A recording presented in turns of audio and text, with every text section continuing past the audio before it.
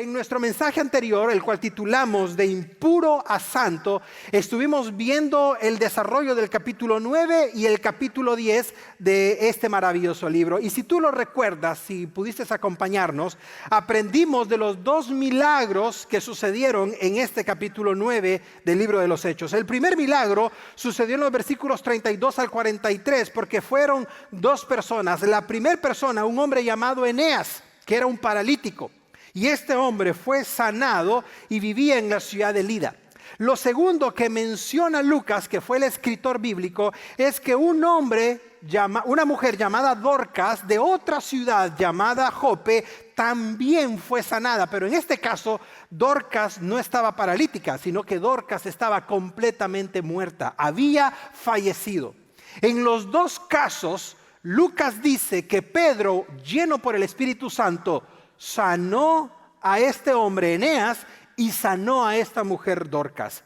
Pero luego aprendimos algo muy interesante. ¿Qué tiene que ver la sanidad de un paralítico con la sanidad de o con la resurrección de una mujer muerta? Bueno, interpretando ambas sanidades o ambos milagros, mejor dicho, llegamos a la conclusión de que Eneas representa a las personas menos favorecidas de la sociedad en aquel entonces. Y Dorcas representa a las personas muy favorecidas de la sociedad. ¿Por qué razón? Porque Dorcas era una mujer rica, era una mujer comerciante y era una mujer que vestía y alimentaba a las viudas y a las personas necesitadas de la ciudad donde vivía, Jope.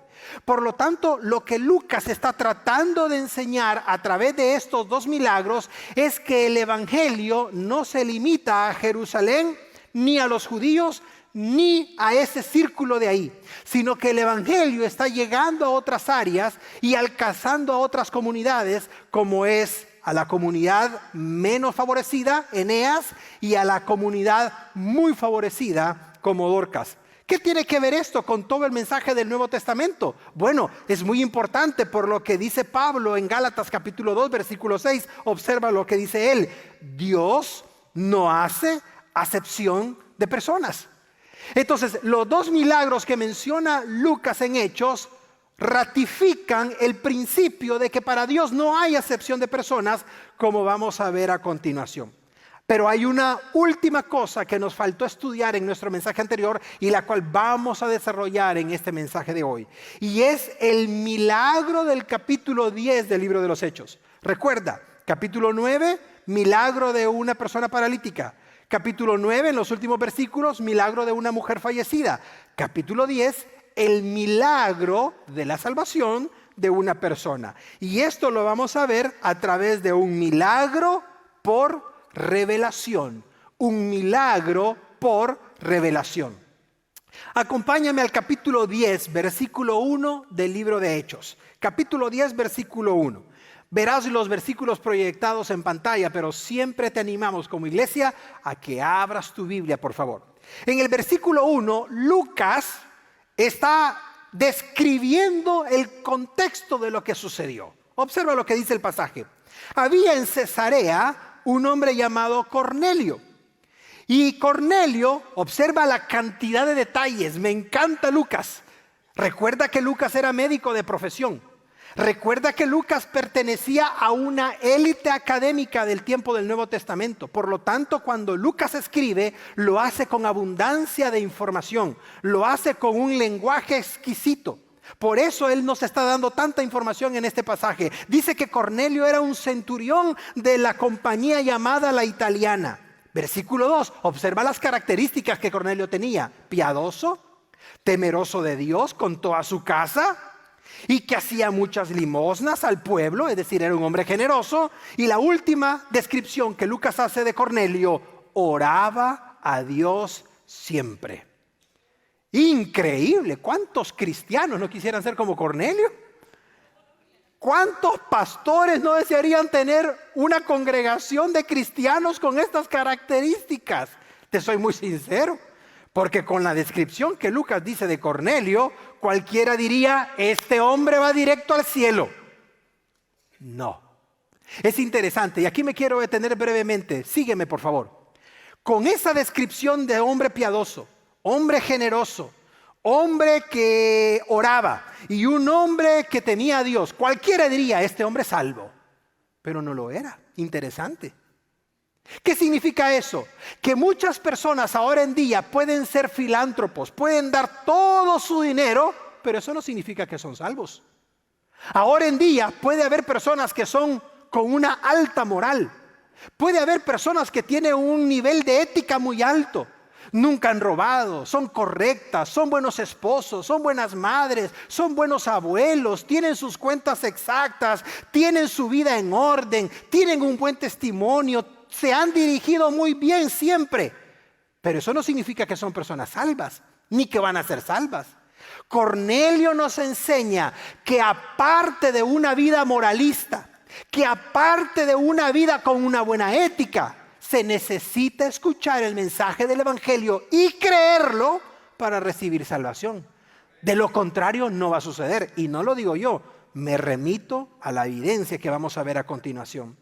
Pero antes de que examinemos la vida de Cornelio, porque es muy interesante que Lucas dedicara todo un capítulo a este personaje, quiero que nos ubiquemos geográficamente para que entiendas bien esto. Te va a encantar. Observa el siguiente mapa. Dice Lucas que todo el suceso de lo que estamos leyendo sucedió en una ciudad llamada Cesarea. En el mapa que te mostramos en nuestro último mensaje, pudiste ver dónde estaba la ciudad de Jope, dónde estaba la ciudad de Lida, pero quiero que veas dónde está la ciudad de Cesarea. Está al norte completamente de Jerusalén. Y aquí viene lo interesante, por favor. En la siguiente gráfica vas a ver el círculo azul en donde está la ciudad de Jerusalén. De tal manera que lo que Lucas está diciendo es, el Evangelio está llegando a partes donde antes no había llegado. Y quiero que nos quedemos un instante en esa gráfica, porque te aseguro algo, si hubiese sido solo por los judíos o por los discípulos, ellos no hubieran salido nunca de Jerusalén. Ellos se hubieran quedado cómodos ahí. Ya tenían 5,000 personas, ya tenían 3,000 personas, es decir, ya era una congregación de quizás 8,000, 10,000 personas. Ellos estaban cómodos en Jerusalén. Pero se les había olvidado lo que Jesús les dijo en el capítulo 1, versículo 8 de Hechos. Jesús les dijo, me van a ser testigos en todo Jerusalén. Ya cubrieron Jerusalén. Pero luego les dijo, me van a ser testigos en toda la región de Judea. Ahí está el cumplimiento. Y luego en la región de Samaria. Y luego hasta lo último de la tierra. Fíjate, el Señor está empujando a Pedro y a los discípulos a salir de Jerusalén. No se queden en Jerusalén. ¿Es cómodo Jerusalén? Claro que es cómodo. ¿Se conocen a ciegas la ciudad? Claro, se la conocen, pero no es lo que yo quiero, dice el Señor. Quiero que salgan de Jerusalén. Quiero que vayan a donde no han ido. Quiero que lleven las barreras fuera de sus límites. Quiero que me sean testigos en lugares donde nunca imaginaron que iban a hacerlo. Y en el camino y en el proceso van a conocer áreas de su vida que antes no conocían. Y eso me llama mucho la atención por lo que vamos a ver de Cornelio en un momento. Hablemos de la ciudad de Cesarea. Tu servidor hace algunos años estuvimos con mi esposa y es interesante, es maravillosa la ciudad porque es una ciudad portuaria. Y fíjate, por muchos años se dudó de la existencia de Poncio Pilato. Los historiadores decían que ya que no había un registro de Poncio Pilato, entonces el relato bíblico era completamente inventado, era ficticio. Hasta que unos arqueólogos en la ciudad de Cesarea, haciendo excavaciones, encontraron una enorme placa con el nombre de Poncio Pilato. Total que toda la comunidad atea se quedó con la boca cerrada. Porque finalmente se había descubierto ahí en esa ciudad una inscripción que relacionaba a Poncio Pilato de la Biblia con un lugar real.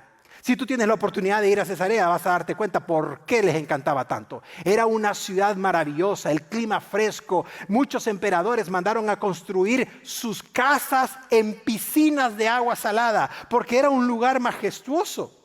Y dice Lucas, ahí va a llegar el Evangelio, en ese lugar.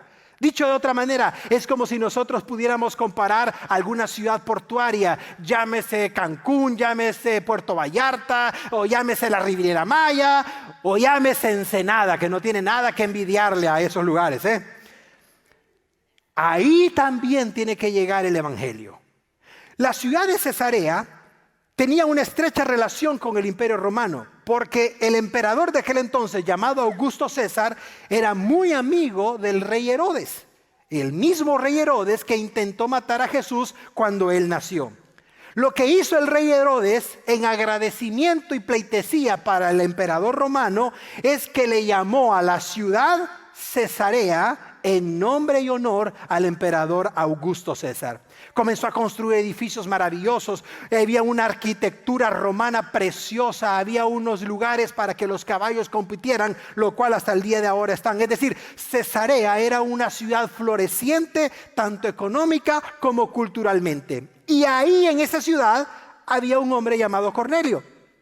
Si tú lo recuerdas, Lucas dice que Cornelio era un centurión. ¿Pero qué era un centurión en los tiempos bíblicos? Es interesante porque la ciudad de Cesarea, como acabo de mencionarte, era una ciudad romana. Por lo tanto, la seguridad de los romanos y del emperador y de los gobernantes estaba a cargo de un grupo llamado cohortes. Y los cohortes tenían diferentes lugares y diferentes nombres.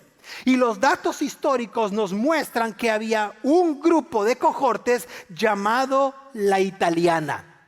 Si tú vuelves al capítulo 10, versículo 1, vas a encontrar que Lucas dice que Cornelio estaba al frente de un grupo llamado la italiana.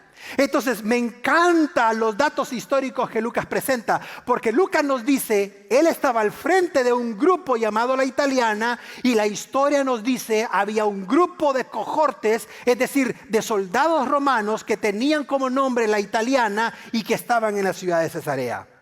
¿Coincidencia? Definitivamente que no, sino que eso corrobora que el relato de la palabra de Dios es verídico. Pero me parece algo todavía más interesante porque los centuriones estaban al frente de 100 personas, 100 soldados romanos. Si nosotros pudiéramos asimilar o comparar a un centurión romano en el tiempo actual, pudiéramos decir que estaría en el rango de un coronel, teniente coronel. Es decir, no era un rango bajo para los romanos, sino que era un rango alto, lo cual significaba que había sido una persona que había sido entrenada toda su vida en el ejército romano y que por lo tanto tenía la capacidad de poder ordenar y cuadrar a 100 soldados romanos. No era cualquier cosa estar al frente de 100 soldados romanos. Si tú has platicado con alguna persona militar, en nuestra iglesia tenemos varios militares. De hecho, hay una familia que emigró de Bolivia. Él fue militar de alto rango allá en el ejército boliviano y me encanta platicar con él porque tienen una formación que la muestran en su forma de hablar, en su forma de conducirse, etc. Es decir, el rango militar, si ahora en día es algo de mucho estatus, en el tiempo romano era aún mayor. Entonces cualquiera diría, ¿será que el evangelio va a llegar algún día a este grupo de personas? Pero quiero detenerme acá para reflexionar juntos en esto. Pastor Eric, ¿que no fueron los romanos los que promovieron la crucifixión de Jesús? Bueno, sí, ellos legalmente la permitieron. ¿Pero que no fueron los romanos que en última instancia crucificaron a Jesús en la cruz? Sí, porque la ley decía que eran los únicos que podían crucificar a Jesús y no los judíos. Entonces, ¿cómo es posible que ahora el evangelio esté llegando a los mismos romanos que hacía unos años atrás lo mataron? De eso consiste el evangelio. El evangelio son segundas oportunidades. El evangelio es un mensaje de segunda oportunidad para un pecador, inclusive para aquel que mató o le quitó la vida a Jesús. Pero quiero recordarte que no se la quitó para siempre, porque al tercer día resucitó con poder y con gloria. Y es lo que vamos a celebrar en abril, la resurrección de nuestro Señor. ¿Entiende entonces lo que estamos hablando? Ahora el evangelio está llegando a los mismos romanos que promovieron o permitieron la crucifixión de Jesús. Lucas describe a Cornelio como un centurión que, a pesar de estar en un ambiente pagano, a pesar de ser de trasfondo romano, nacionalizado romano, nacimiento probablemente, Lucas dice que este hombre romano era piadoso, era temeroso de Dios, era generoso y le gustaba la vida de oración. ¡Qué increíble! Sorprendente.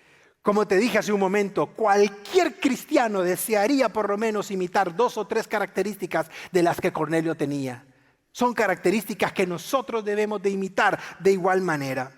Por su posición y por su rango en la milicia romana, no era extraño que Cornelio tuviera una casa grande, como lo dice Lucas en el capítulo 10 de Hechos, ni tampoco que tuviera muchos empleados, como vamos a ver a continuación. De tal manera que a pesar de ser romano, Cornelio va a tener una experiencia sobrenatural. Quiero recordarte, Cornelio era gentil, no era judío.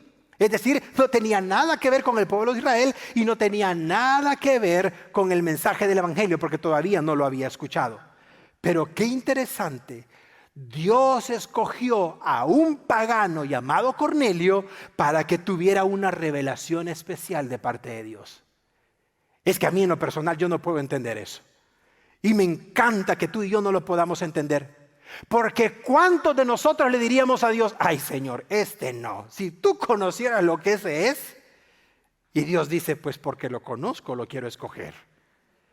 Muchos de nosotros diríamos, Señor, este es el menos indicado.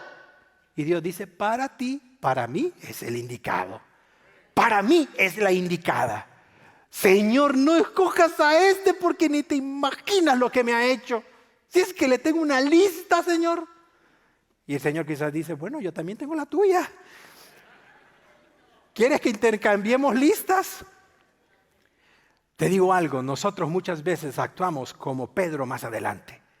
Nos vestimos con nuestros trapos de justicia. Nos vestimos con nuestros trapos de autosuficiencia.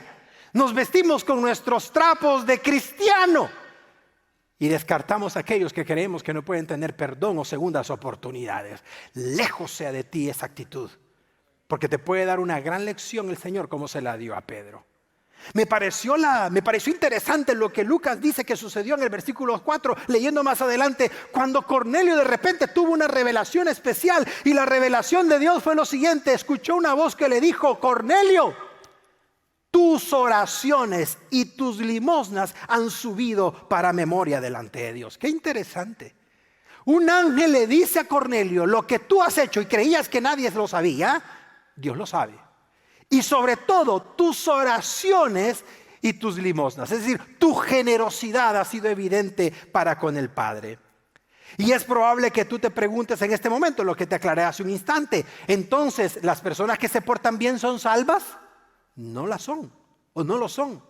Porque quiero que comprendas esto: la salvación no está basada en lo que tú y yo podamos hacer.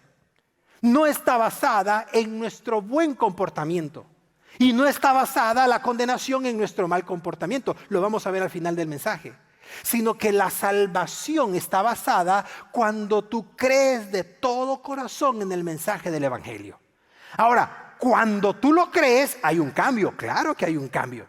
Porque si tú crees que vas a recibir al Señor como Salvador personal y vas a seguir siendo la misma persona, no lo has conocido. Si tú crees que vas a poder seguir emborrachándote, viviendo en lujurias, en pecado, haciendo lo que te da la gana, tratando a tu esposa y esposo de la peor manera, tratando a tus hijos con gritos y diciendo que eres cristiano, no sé a qué Cristo has conocido. No sé a qué Cristo le recibiste. Porque el Cristo del Evangelio del Nuevo Testamento es un Cristo que transforma, es un Cristo que cambia, es un Cristo que transforma la mente, el corazón, limpia los pecados, hace nuevas criaturas. Gloria al Señor. Ese es el Cristo del Nuevo Testamento. Es un Cristo que perdona a una mujer que fue encontrada en el acto puro del pecado sexual. Pero él no le dijo, no hay problema, ¿quieres vivir así? Yo te acepto, ven. Es un Cristo que le dijo, ¿dónde están los que te acusaban? Ya no, Señor. Ya la hice. Yo tampoco te acuso. Pero escucha, no vuelvas a pecar, cambia de estilo de vida, sé diferente. Entonces el mensaje del Evangelio tiene que ver con creer y tiene que ver con un cambio en nuestra forma de ser. Y en las palabras del ángel a Cornelio, Cornelio, a pesar de que has orado mucho y tus limonas han subido al cielo, hay algo que viene para ti y algo que no lo vas a poder interpretar, a no ser que alguien venga y te lo explique. Me encanta porque ¿sabes algo?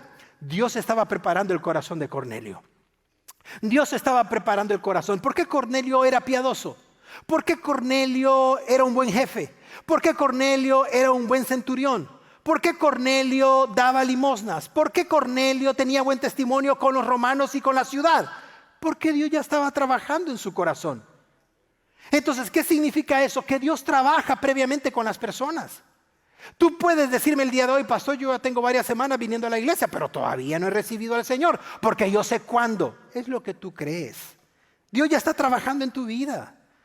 Te haces el renuente, te haces el serio, te haces el que todo lo sabes, pero ahí está el comezón del evangelio. Ahí está el Señor tocando la puerta. Tú decides si abres la puerta o cierras la puerta. Tú decides si recibes el mensaje o rechazas el mensaje. Tú lo decides. El Señor no va a decidir por ti, porque entonces la salvación sería impuesta. La salvación sería obligada. Y la salvación es para el que oye, para el que quiere, para el que desea recibirla. No es una obligación. En ninguna parte del Nuevo Testamento el Señor obligó a alguien a seguirle. En ninguna parte de la Biblia encontramos que Dios impuso la salvación a alguien. Siempre la salvación va con un precondición. Si oyeres, si creyeres, si recibieres. De tal manera que al final la última palabra el Señor la deja sobre la persona que está escuchando. Y Cornelio va a tener esa oportunidad. Algo que me parece interesante del relato que Lucas hace de Cornelio es que Lucas dice que entró en un éxtasis. Y esa palabra en el original griego es la palabra éxtasis. De hecho, de ahí nosotros tomamos la palabra éxtasis en español. Pero ¿qué fue realmente lo que sucedió? No fue una visión. Tampoco fue que cayó en un sueño. Sino que fue un momento en donde Dios intervino en la vida de Cornelio de tal manera que lo traspuso, lo movió del lugar y lo puso en un momento en donde él estaba consciente de su entorno, pero a la misma vez estaba consciente de lo que estaba escuchando. Si tú me dijeras, pastor, pero eso suena raro, porque significa entonces de que todos podemos tener una sensación de éxtasis. Bueno, quiero decirte algo. Si Dios desea que tú la tengas, la vas a tener. Pero no es para que estés soñando, viendo, oyendo cosas raras o extrañas. De hecho, la Biblia enseña que otras personas pasaron por una misma experiencia. Te lo comento rápidamente. Ezequiel capítulo 11, versículo 24. Dice el Antiguo Testamento que Ezequiel tuvo un éxtasis similar al de Cornelio, en donde Dios lo traspuso en espíritu y le mostró todo lo que iba a venir para el pueblo de Israel, y luego lo regresó para que lo compartiera con el pueblo.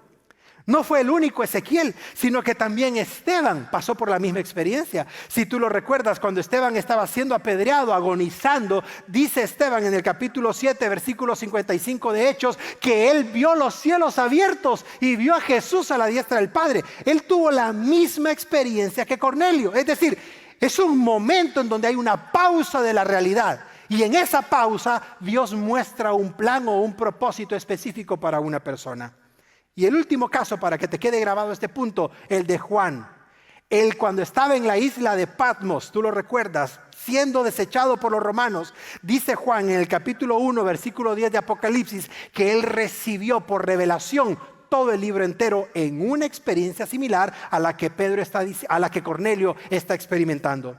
De tal manera de que Cornelio está participando de una experiencia igual a la que tuvo Ezequiel, igual a la que tuvo Esteban, igual a la que tuvo Juan. Y en esa experiencia Dios le habla y le dice: estoy al tanto de tu vida y de todo lo que has hecho, pero te falta algo más.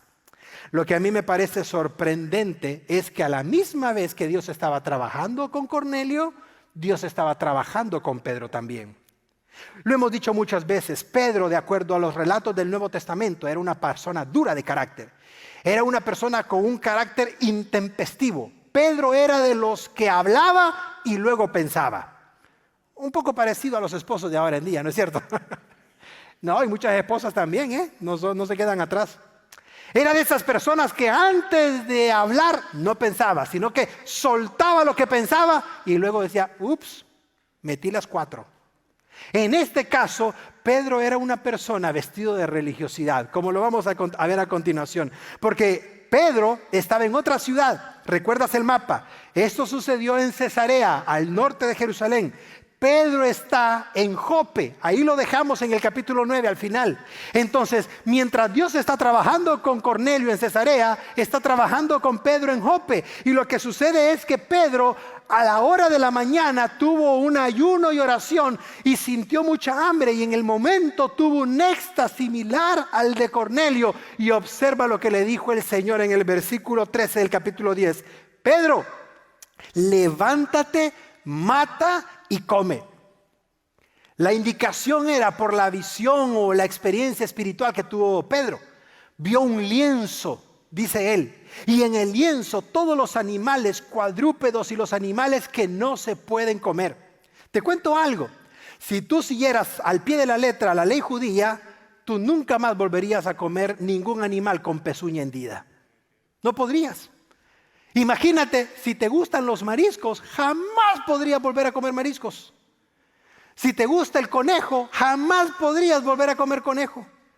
Si te gusta algún animal, como repito, de pezuña hendida, no podrías comerlo, porque la ley lo obligaba. No podías comer ese tipo de animales.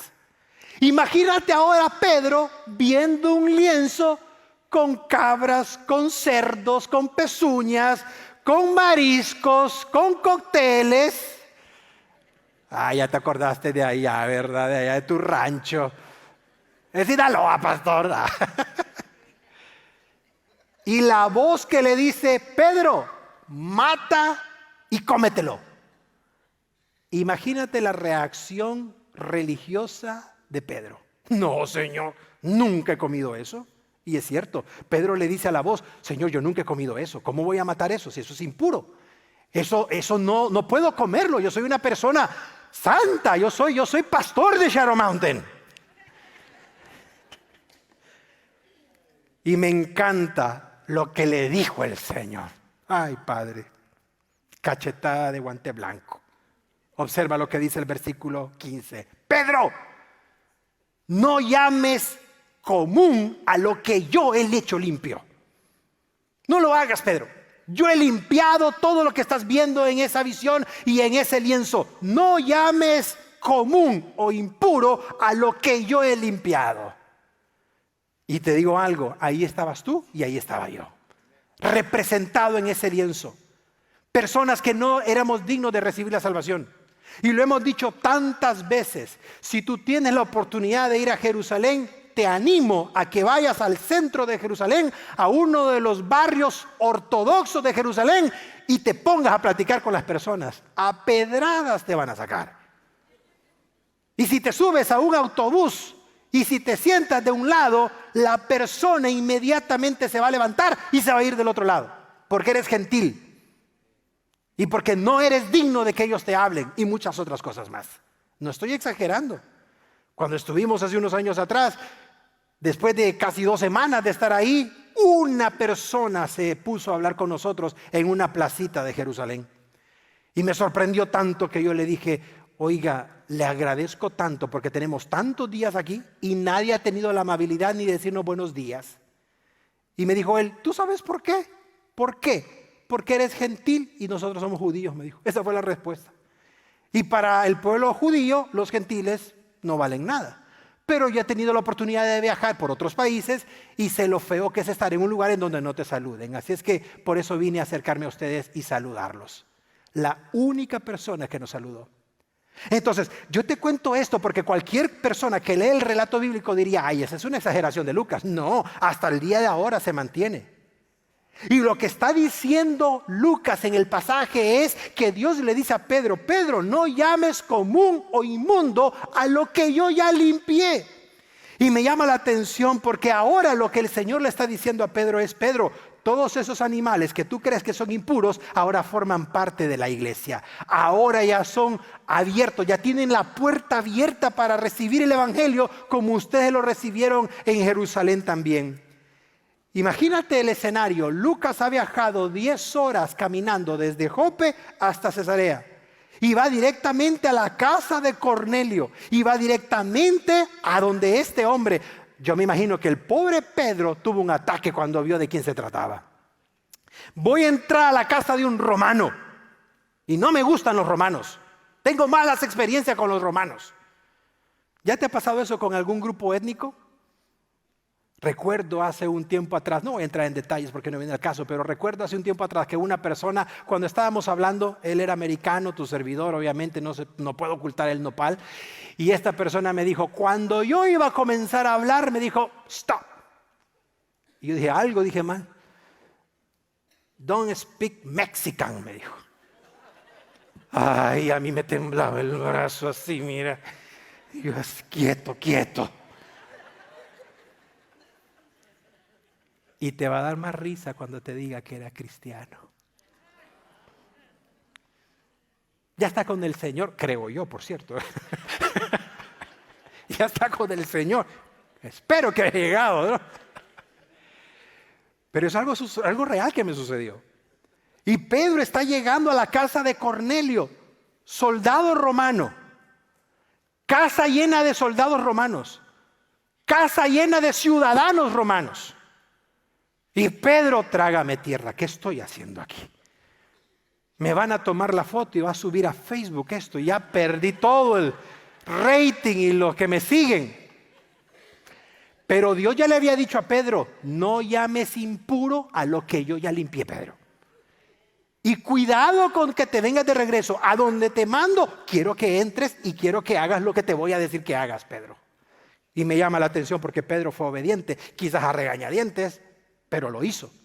Lo sorprendente es que cuando Pedro llega y Cornelio le cuenta toda la historia, es una historia maravillosa, pero te la voy a resumir porque no tenemos mucho tiempo. Cuando Pedro comienza a compartir el evangelio, observa esto, amada iglesia, en los campus. Compara, por favor, el mensaje del evangelio de Pedro con el mensaje que ahora en día se escucha en muchas televisiones, en muchos canales de YouTube y en muchas iglesias.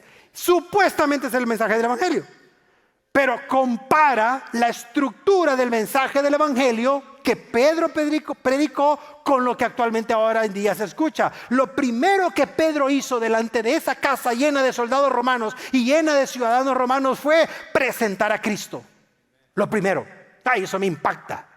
Porque el mensaje del evangelio no puede estar ausente de Cristo. Es que vamos a compartir un mensaje superacional. ¿Cuál superacional? Si no está Cristo en ese mensaje, puede ser un mensaje motivacional o lo que tú quieras, pero no es el mensaje del evangelio. Puede sonar bonito, puede sonar maravilloso y pueden haber muchos aplausos, pero si no lleva a Cristo, fue cualquier cosa menos el mensaje del evangelio. Y lo dice la palabra de Dios. Lo segundo que Pedro hizo, observa, no solamente presentó a Cristo de entrada, sino que habló de la muerte de Cristo. Gloria al Señor. Porque el mensaje del evangelio está ligado a la muerte de Jesús. Está totalmente ligado a la muerte. Si no hubiese habido muerte, entonces Pablo dice, estamos condenados porque tampoco hubo resurrección. Entonces lo segundo que menciona Pedro en su mensaje en esta casa llena de soldados romanos es el mensaje de la muerte de Cristo. Tercero, la resurrección de Cristo. No podía faltar eso. Porque cualquier mensaje del evangelio que no lleve la resurrección de Cristo no es evangelio puro. Y espero que ya estés preparado para el mes de abril cuando celebremos resurrección, porque es uno de los servicios más gloriosos que tenemos, recordándole al mundo entero que nuestro Señor no está en la tumba, sino que está a la diestra del Padre con poder y con gloria. Gloria a ti, Jesús. Gloria al Señor. Pedro comienza a predicar presentando a Cristo, hablando de la muerte de Cristo, hablando de la resurrección de Cristo. Cuarto punto, Pedro les da las evidencias de que Cristo resucitó. Y me encanta porque ante cualquier duda, ¿cómo es posible que un muerto se levante? Entonces Pedro les dice, nosotros estuvimos con él, comimos con él, oímos sus enseñanzas después de haber muerto. Me imagino que Pedro les ha de haber dicho, yo fui corriendo a ver la tumba y no estaba. Y luego lo vi glorificado. Es decir, Pedro presenta las evidencias de la resurrección de Cristo para reafirmar el mensaje del evangelio. Y hay un último aspecto que a muchas personas ahora en día no les gusta escuchar. Hay un último aspecto que Pedro mencionó en su mensaje en la casa de Cornelio que tú necesitas escuchar el día de hoy. Y te lo digo, en la última parte de su estructura, Pedro mencionó el juicio que ha de venir y el perdón que ofrece Cristo. ¡Qué interesante! Recuerdo hace un tiempo atrás que una persona me dijo, yo no creo en el evangelio porque es el mensaje más absurdo. Y me llamó la atención lo que me dijo. Yo le dije, ¿por qué piensas de que es el mensaje más absurdo? Sí, me dijo, escucha el argumento. Sí, me dijo, porque qué ilógico es que Dios creó el infierno y luego, si tú no crees en mí, entonces te mando al infierno. Eso es lo más absurdo que hay, me dijo él. A simple vista cualquiera diría, ¡ah, qué gran revelación! Dios creó el infierno y a la misma vez mandó a su hijo, y los que no crean en su hijo los va a mandar al infierno. ¡Qué absurdo! No te equivoques. La Biblia dice que el infierno y el lago de fuego no fueron creados para el ser humano, sino que fueron creados para Satanás y sus ángeles, comenzando por ahí. De tal manera que cuando el ser humano rechaza el mensaje del evangelio, no es que está rechazando a alguien más, sino simplemente el mensaje de Cristo, y de esa manera automáticamente la persona en sí mismo se está condenando. La condenación no viene de parte del Padre, el juicio sí, pero la condenación la firma la persona que rechaza el mensaje del evangelio, y te lo voy a enseñar a continuación para que lo veas. Dicho de otra manera, Pedro le dice a Cornelio, habrá un juicio. Y si lo observas en el pasaje, Pedro dice, Jesús es el juez de los vivos y de los muertos. Así que si tú crees que después de muerto se acaba la rabia, no, es cuando se paga la rabia. No se termina la vida después de muertos. Hay otra vida y es eterna. Y puede ser eterna con Dios o puede ser eterna sin Dios. Anota este pasaje porque es bien importante, por favor. Juan capítulo 3. Y si lo puedes buscar, lo vas a ver más adelante, pero te lo quiero leer. En este pasaje Jesús está platicando con Nicodemo, y este pasaje es famosísimo porque Jesús le dice a Nicodemo, porque de tal manera, y tú ya conoces ese pasaje, pero tal vez no conoces la condenación. Observa el capítulo 3, versículo 19. Si lo tienes en tu Biblia, léelo y márcalo. Pastor Eric, ¿cuál es la base de la condenación entonces? ¿Cuál es la base de la condenación por la cual Dios va a condenar o Jesús va a condenar? ¿Simplemente porque no lo aceptamos y estoy en la obligación de aceptarlo? No. El versículo 19 de Juan capítulo 3 te aclara cuál es la base de la condenación futura. Observa palabras de Jesús. Y esta es la condenación. Esta es la condenación. ¿Cuál es la condenación, Pastor Eric? Que la luz vino al mundo. ¿Qué luz? Jesús. Y los hombres amaron. Ahí está la decisión del ser humano. Ahí está la última palabra del ser humano. La luz fue dada, la luz vino, pero los hombres amaron más las tinieblas que la luz, porque sus obras eran malas. Ahí tienes claramente cuál es la base del juicio final. La salvación es para todos, pero no significa que todos la van a creer o que todos la van a recibir. Pedro estaba predicando dándole con todo. Muy similar a lo que tu servidor y los pastores de campus hacen cuando predican. Y sucedió algo impresionante. Ni había terminado de predicar cuando el Espíritu Santo cayó sobre aquel grupo de personas. Romanos, militares, familiares de Cornelio, personas que no eran aceptadas para los judíos, personas que no se supone que deberían de estar ahí escuchando el evangelio, fueron llenos del Espíritu Santo. Y lo más sorprendente, Pastor Eric, las lenguas del capítulo 2 de Hechos las están hablando en el capítulo 10 de Hechos. ¿Cómo explicamos eso? Interesante, porque te recuerdo, las lenguas que se manifestaron en el capítulo 2 para los judíos fueron las mismas que se manifestaron en el capítulo 8 para los samaritanos, y fueron las mismas que se manifestaron en el capítulo 10 para los romanos o los gentiles. De tal manera que lo que el Señor está haciendo es uniendo todos los puntos y cerrando el círculo para que no quede ninguna duda que tanto los judíos, los samaritanos y los gentiles ahora pueden recibir la llenura y recibir el don del Espíritu Santo a través de hablar en lenguas. Eso se merece un fuerte aplauso para el Señor. Gracias por esa confirmación, Señor. Al ver Pedro eso, al escuchar Pedro eso, le quedaron los ojos cuadrados. Toda la teología se le derrumbó. Todo lo que él creía se le derrumbó. toda su autojustificación, toda su pureza humana, religiosa, lo que tú quieras, se le vino abajo. Porque estoy viendo con mis propios ojos que estos gentiles pecadores ahora son igual que nosotros delante de Dios. Pastor Eric, ¿qué podemos aprender de esta lección de Cornelio? Que te pido que la estudies en casa con más tiempo porque es muy linda. Y hay muchos otros versículos de este relato que por razón del tiempo no hemos podido cubrir. ¿Qué podemos aprender de esto? 3 aplicaciones o implicaciones, mejor dicho. Anótalas rápido porque son bien importantes para que te las lleves a casa. Primera implicación del relato de Cornelio en el capítulo 10 de Hechos. Número 1, la salvación de Jesús es, dilo conmigo, universal. Dilo una vez más, universal. ¿Qué significa eso? Que es para todos. Eso significa universal.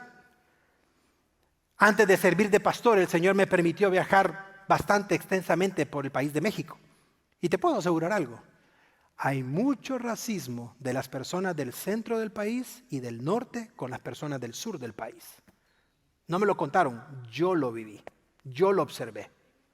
Y lo mismo sucede con las personas del centro a Sudamérica. Y lo mismo sucede con las personas de Europa a África, en el cañón de Gibraltar. De un lado estás en España, Málaga, y del otro lado estás en África.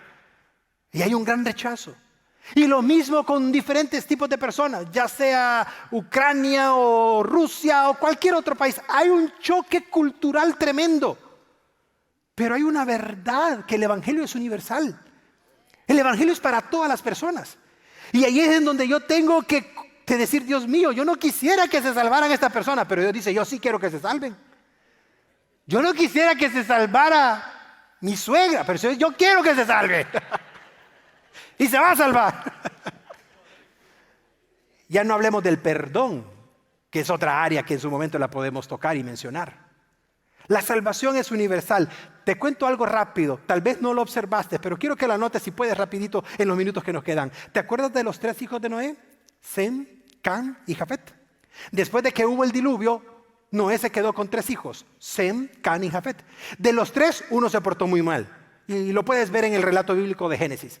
Pero lo interesante es que lo que menciona Lucas no puede ser motivo de casualidad. ¿A qué me refiero? Observa esto, por favor. En el capítulo 8 vimos la conversión del eunuco de Etiopía. ¿Lo recuerdas? Aquel que fue bautizado por Felipe. ¿Qué me dirías si yo te digo de que todo el territorio africano de Etiopía procede principalmente de Cam, el hijo que fue maldecido por Noé? Todo ese grupo de África y todo ese grupo de personas de color provienen del hijo de Noé llamado Cam. En el capítulo 9 vimos la conversión de Saulo. Los judíos y toda esa parte de los pueblos semitas provienen del hijo llamado Sem, del cual traía la bendición para las naciones. Y el último hijo que se describe en el capítulo 10, que se llama Jafet, es representado por Cornelio, porque Jafet, de él dependen todos los países o las ciudades, regiones indoeuropeas, es decir, todo lo que es Italia, todos los países de Europa y todos los países del Medio Oriente. Por lo tanto, ahí tú puedes ver en el capítulo 8, 9 y 10 cómo Dios está volviendo a salvar a esas generaciones que cualquiera hubieran dicho ya están perdidas, pero Dios dice yo las voy a salvar. Esa es la misericordia de Dios. Número 2, no solamente la salvación de Jesús es universal, sino que la salvación de Jesús es imparcial. Me encanta que sea imparcial. ¿Por qué? Porque no importa si tú eres millonario o eres pobre. No importa si tú tienes 10 títulos en tu oficina o si nunca fuiste a la escuela. No importa el color de tu piel, no importa tu idioma, no importa tu trasfondo, no importa tus debilidades, no importan tus pecados, no importan tus frustraciones, inclusive no importa tu mal carácter. Si tú realmente has conocido a Jesús, Él desea salvarte y perdonarte. Él desea restaurarte y darte una segunda oportunidad. Esa es la imparcialidad de la salvación. Dale un fuerte aplauso a Él.